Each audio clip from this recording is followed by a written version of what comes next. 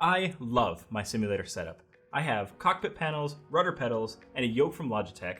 I've also got an HP Reverb G2, along with a Playseat Evolution to tie it all together. Now I can see the experience, and I can touch the experience, but I cannot feel the experience until now. Yeah, let's do that again. Until now. The kind folks at Buttkicker have sent over this. This is the Gamer 2 Playseat Edition. So let's get this thing unpacked and see how adding a little rumble to your rear can bring your sim immersion to the next level.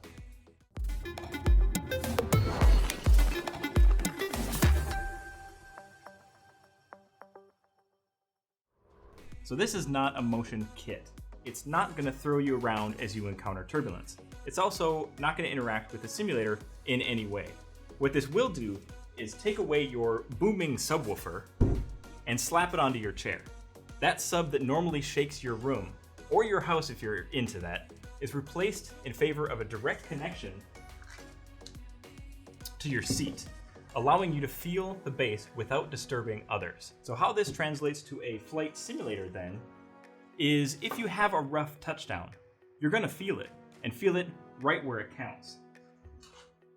The normal Gamer 2 simply clamps onto the center post of a desk chair, and you're done. That's it. There's no other installation. You hook up the amp and call it a day. For the Playseat, there is no center post, so there's a kit that provides a mounting point as well as rubber isolators to contain those vibrations. Now this comes with a 90-watt amp that is passively cooled to cut down on noise, as well as a remote so you can stash the amp out of sight.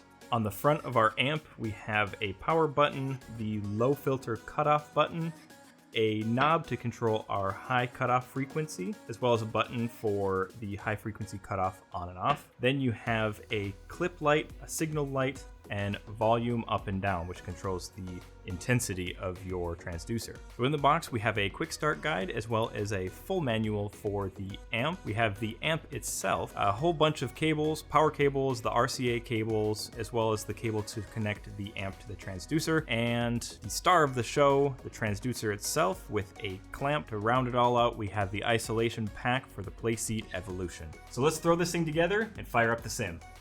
Okay, so this thing is incredibly easy to install. All I had to do was take the bolt that connects these two pieces together and put the included cylinder in there. That's gonna act as your kind of center post for your chair so that this can clamp right on it. I took the wire, ran it all the way through to the front. That way it can go up to the amp that's sitting on my desk there. And then a very crucial part, otherwise you'll have a crazy amount of vibration, is to install these rubber dampers on here. There's 4 that go directly under the seat, and there's 2 more that go up by where I have my rudder pedals installed, or where you have your race pedals, either way. That way everything is isolated and it cuts down on the vibration. So what I did then was hook everything up to the amp, then all we have to do is grab the remote and turn up the bass. Perfect. Now I've got a bit of a unique setup with my Playseat Evolution here. Now, what I have done with that is made it completely wireless with a X55 HOTAS from Saytech. Well, Saytech before, it's Logitech now, but when I bought it, it was Saytech. Anyway, that was a completely wireless setup. So I had a powered USB and a Raspberry Pi using USB over IP, and I was able to run this chair from all the way out on my balcony. You can check that video out up here for more information on that. So my setup here is a little bit out of the norm as far as the wiring and everything that I have underneath the chair. But the transducer still fit in there with no issues. It was a nice clean install. I was able to route that cable all the way through the main bar of the chair there.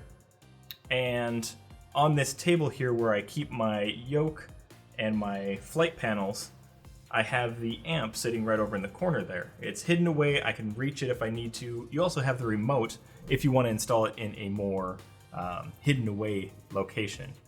But the setup was very easy, and for the price, I am going to absolutely recommend this product because it really adds to the immersion, especially when you're in VR. The vibrations that you would normally feel in an actual aircraft from the engine going through the throttle range you can feel through the seat.